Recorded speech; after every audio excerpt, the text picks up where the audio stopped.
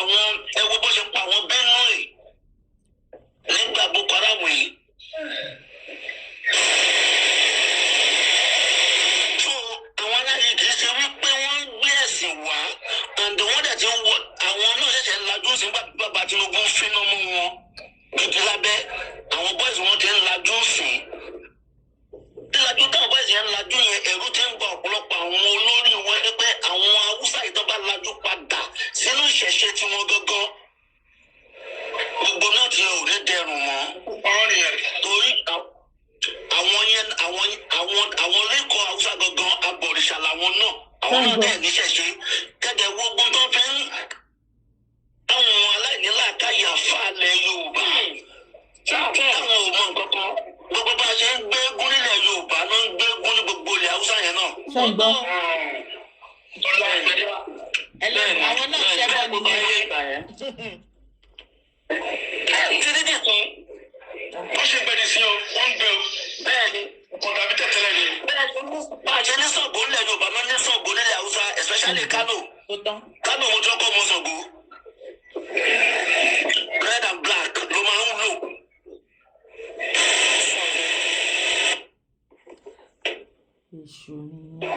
bá a ṣe ní Ògún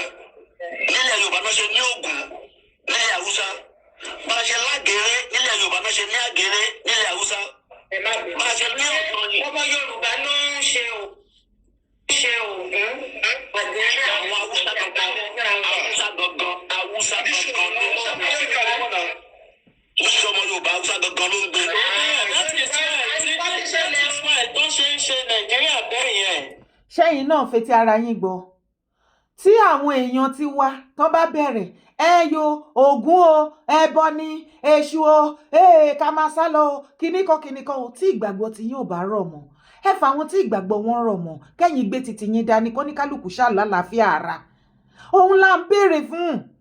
bèlètàṣẹ wípé ṣé mo wípé mufti Ìwó máa ń sọ̀rọ̀ yẹn tó máa sọ wípé àwọn mùsùlùmí tó wà nílẹ̀ Yorùbá wọn lálàáfíà tààrà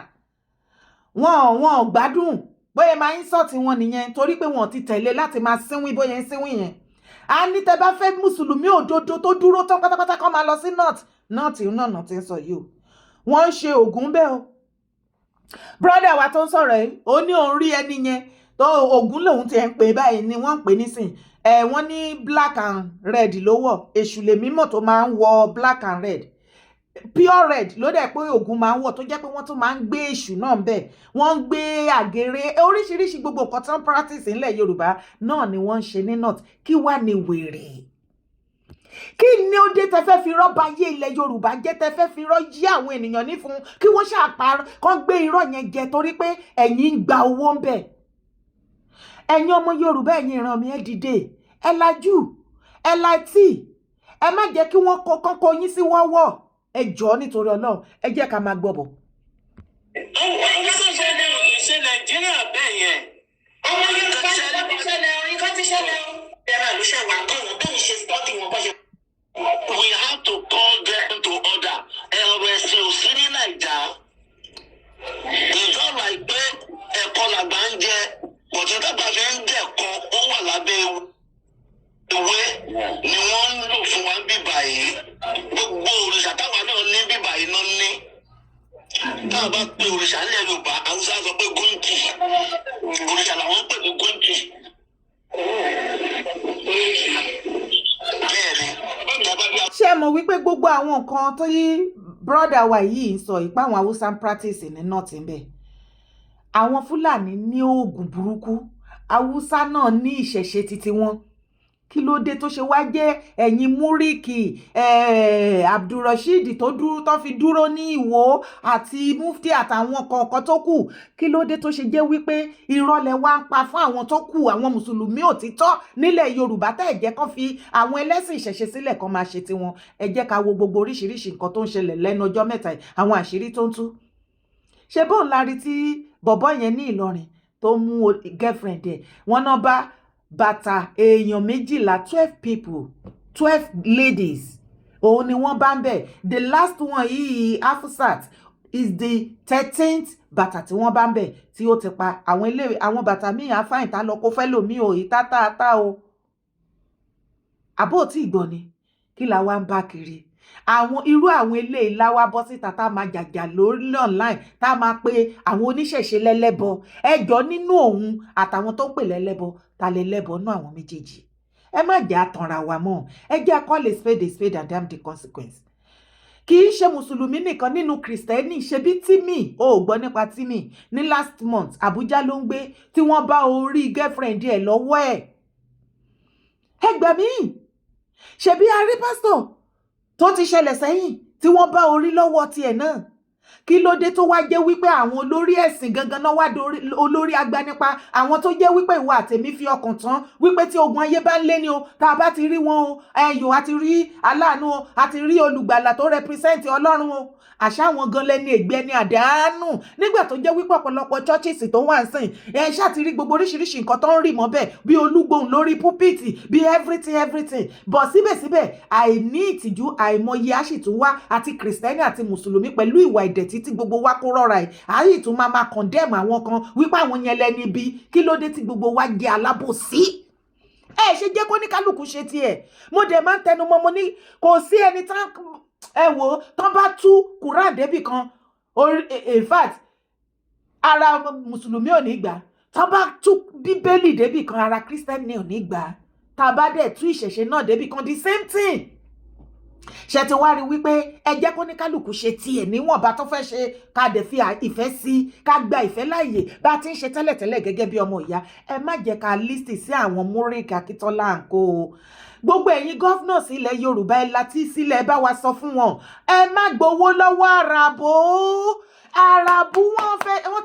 wọ́n ti try gbogbo ọ̀nà tó lè gbà wọ́n rí wípé Yorùbá we are extremely intelligent ó ní wọ́n ṣe gbé ọ̀rọ̀ wọ́n fẹ́ máa kọ́ biggest mọ́ṣáláṣí káàkiri gbogbo ilẹ̀ Yorùbá nísìta ti sọ̀rọ̀ wípé ṣé mọ́ṣáláṣí nìkan ni wọ́n á bẹ̀rẹ̀ sí ní kọ́ bíi schools or something wọ́n á máa fi entice yín títí kan lè fi enter sí yín lára ẹ̀yin governors ẹ má gbowó lọ́wọ́ wọn débi tán máa farabalẹ̀ fi wá tẹ̀dó sílẹ̀ Yorùbá torí tẹ bá ti gbowó lọ́wọ́ àwọn àràbù tó di wípé wọ́n kọ́ mọ́ṣáláṣí wọ́n kọ́ school wọ́n kọ́ gbogbo ẹ̀ fún yín tẹ́ ń gbà wọ́n á bẹ̀rẹ̀ sí ní máa sọ pé wọ́n wá kí yín wọ́n wá ṣe gbá wọ́n wá ṣàwo àwọn Fúlàní wọ́n ti ń gbalẹ̀ lọ nìyẹn wọ́n á máa rinlẹ̀ dùn nǹkan tí ìwà àtẹ̀mí sọ wípé a ò fẹ́ yẹn tó fi máa wọlé wẹ́rẹ́ yours truly àní mọ̀ ṣó tún fẹ́ gbọ́ lẹ́ẹ̀kan sí mo ní tí rògbòdìyàn yìí bá délẹ̀ mo nítorí kò jẹ́ mùsùlùmí kò yọ kúrò ó dẹ̀ kó ti fetí ara ẹ̀ gbọ́ bó o sá wọnú mosque lọ wọn á wọ ẹ̀ jáde ká má ṣẹ̀ṣẹ̀ sọ pé kìrìsìtẹ́nì ó sá wọnú ṣọ́ọ̀ṣì. ẹni kó túmọ̀ ń tọ́pẹ̀ ní gunki gunki gunki ẹ̀rẹ́ arẹ́rìn aṣọ fi pé ọ́rákù ló jẹ́ bẹ́ẹ̀ wọ́n ní so wọ́n lọ jáde àwọn fẹ́rẹ̀ tẹ́wọ́ àwọn náà ní àwọn yàrá yà òrìṣà lọ́wọ́ ìnáwó àwọn òrìṣà wọn bàbá ṣe ní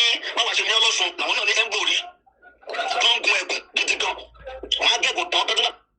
ṣé ń gbọ́ gbogbo nǹkan tá à ń practice tí àwọn èèyàn condemn left right center ńlẹ̀ Yorùbá wọ́n ṣe the same thing ní north. ọlọ́sùn làwọn náà ní ẹ̀ńgòrí ẹ̀rẹ́ arẹ́rìn aṣọ fi pé ọ́rákù ló jẹ́ bẹ́ẹ̀ wọ́n ní.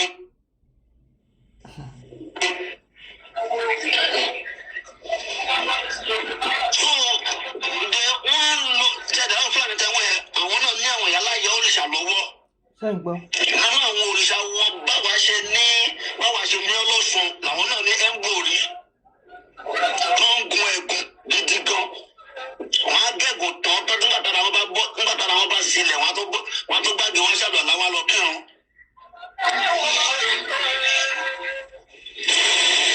So they are pulling us here. Society máa kúrò ní Kano I left Kano 2001 nígbà tí wọ́n dà mí kú mo ti ẹ̀fẹ́ wá mọ tó ń ṣẹlẹ̀ nílẹ̀ Yorùbá mo fọwọ́ ní gbogbo different things yẹn fún àwọn ìgbà gbogbo tó ń sọ nílẹ̀ Yorùbá yóò ṣe bá ó ṣàwo so ẹ̀sìn à ń ṣẹ̀sìn bíbà yìí à ń tọ́ra wa ní. ẹ jọ̀ọ́ bàbá ní pẹ́ṣọ̀ kan ti fẹ́ bẹ̀rẹ̀ torí àwọn ẹlẹ́sìn mùsùlùmí kan bìlíìfù yìí pé àwọn ẹlẹ́sìn mùsùlùmí ní north àwọn clean gan lẹ́yìn ànábì àwọn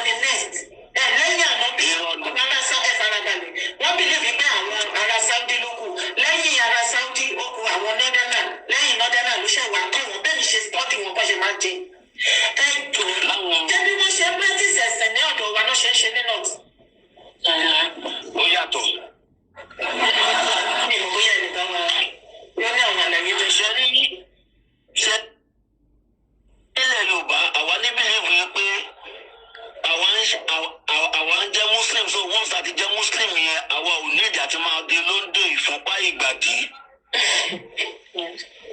ẹ jẹ́ ká gbọ́. àwa bílíọ̀ pé àwa ò ní ìdí ẹ̀ mọ́ but ní north pẹ̀lú ìfúnpá ìgbàdí làwọn fi ń kírun.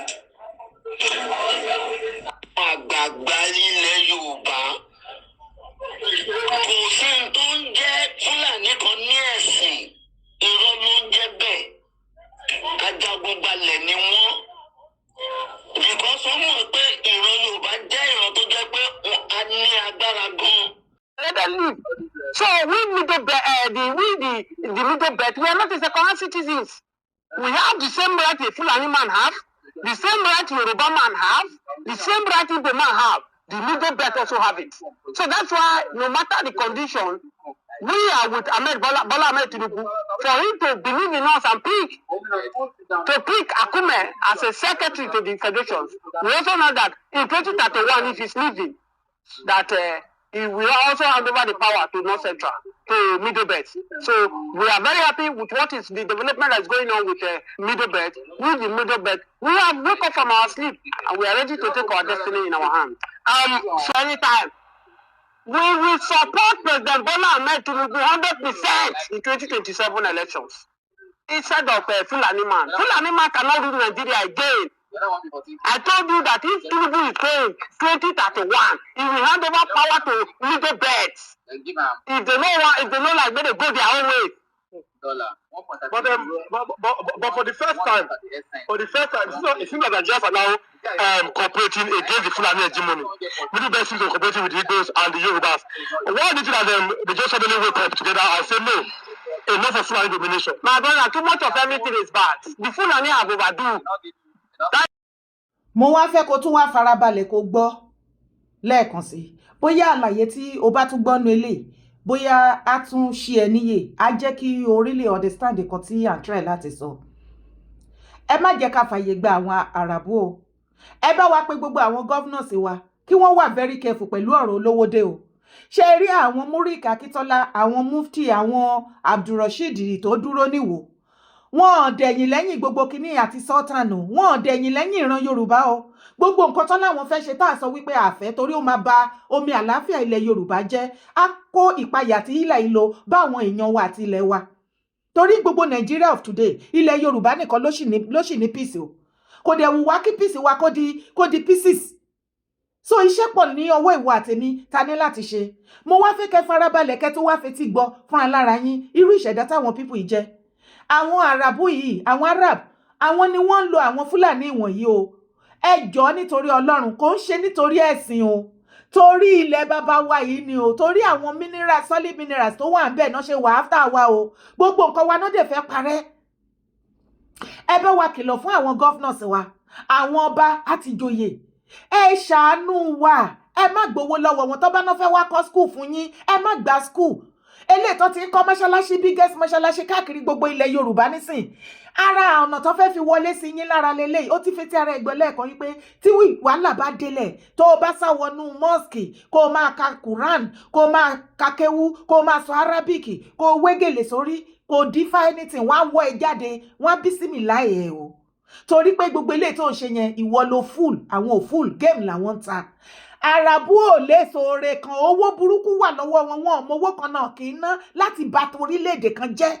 Gbogbo orílẹ̀-èdè tí wọ́n take over owó náà ni wọ́n fi tàn wọ́n tó fi wọlé sí wọn lára. Ẹ bá wa pé gbogbo governors wa ẹ má tún lọ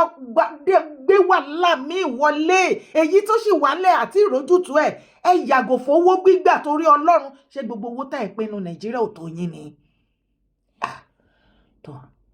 Àgbààgbà ilẹ̀ Yorùbá kò sí ohun tó ń jẹ́ Fúlàní kan ní ẹ̀sìn irọ́ ló ń jẹ́ bẹ́ẹ̀ ajagunbalẹ̀ ni wọ́n because wọ́n mọ̀ pé ìran Yorùbá jẹ́ ìran tó jẹ́ pé a ní agbára gan a dẹ̀ ní làákàyè a dẹ̀ lóye nígbà bá ń bọ̀ ó máa tètè tí wọ́n bá dẹ̀ wá gba ọ̀nà ẹ̀sìn yìí wọlé kò sí tó fẹ́ gbé wá dáa ní tètè mọ̀. So ibi tá a gbọ́dọ̀ ṣiṣẹ́ sí nìyẹn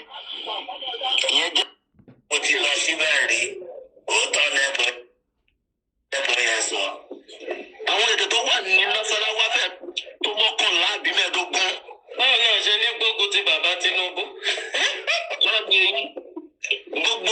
gbogbo yọ́là gbogbo dẹ̀ngú gbogbo ẹ̀pọ̀tà ló lédè gbogbo abẹ́nú yẹn ẹ̀fọ́ fún abẹ́nú lédè tí ẹ̀gbọ́n abẹ́nú láti ráwọn ìgédé ìdómà nǹkan ìgálẹ̀ títí wá sí ọ̀nà kò gé bíbá yìí so gbogbo wọn ló lédè so wọ́n sọ fún àwọn ìlú yẹn ẹ wo bó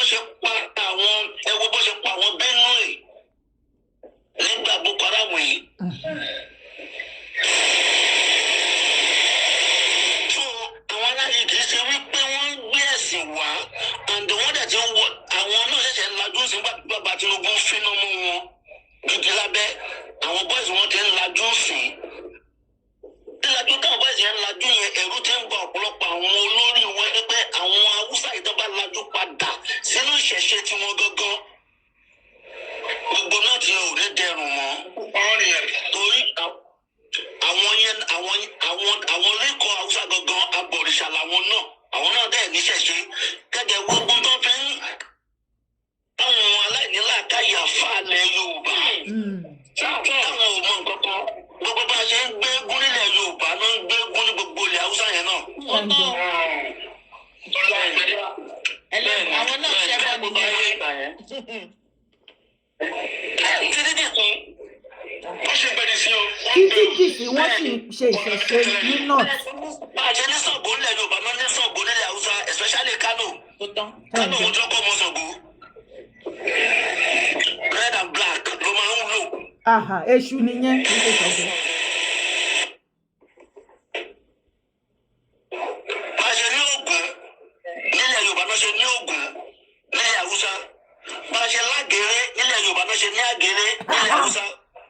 bá a ṣe ní ọ̀tọ̀yìn. ọmọ Yorùbá ló ń ṣe Ògún àgbẹ̀rẹ̀ àwọn Haúsá gangan kì í ṣe Yorùbá ló ń gbé ń bẹ̀ àwọn gangan náà ń gbé.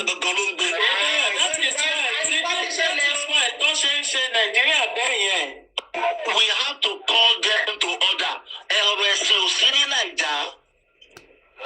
Ìjọ láìpẹ́ ẹ̀kọ́ làgbà ń jẹ, bọ̀tí tábà fi ń jẹ ẹ̀kọ́ ó wà lábẹ́ ìwé ni wọ́n ń lò fún wa bíbà yìí. Gbogbo òrìṣà táwa náà ní bíbà yìí náà ní. Táwọn bá pe òrìṣà nílẹ̀ Yorùbá, Haúsá sọ pé góńkì. Òrìṣà làwọn ń pè ní góńkì. Bẹ́ẹ̀ni, ìjọba bí Haúsá ẹni kó túmọ̀ ń tọ́ pé ní góńkì. Gunki. Gunki. Ẹ̀rẹ́ arẹ́rìn aṣọ fi pé ọ́rákùnrin ò jẹ́ bẹ́ẹ̀. Wọ́n ní.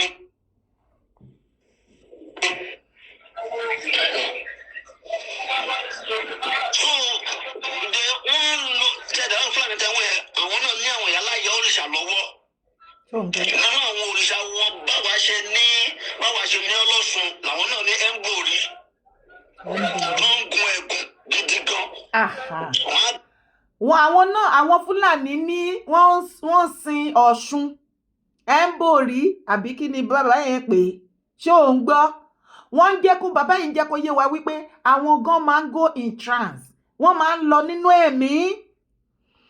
tó bá ti lọ nínú ẹ̀mí wọ́n á tún jáde kì í ṣe ẹ̀mí kíní o ẹ̀mí Ọ̀ṣun á gbé wọn wọ̀ wọ́n á gbẹ̀mí sánsán olú odò á gbé wọn wọ̀ wọ́n bá dẹ̀ ti kúrò tán wọ́n á dẹ̀ tún gbé kíní wọ́n lọ kírun òun ni tí bàbá yìí sọ. Agẹ́gùn tán tọ́jú bàtàrà wọn bá sílẹ̀ wọ́n tó gbàgbé wọn ṣàdùn àláwá lọ kírun.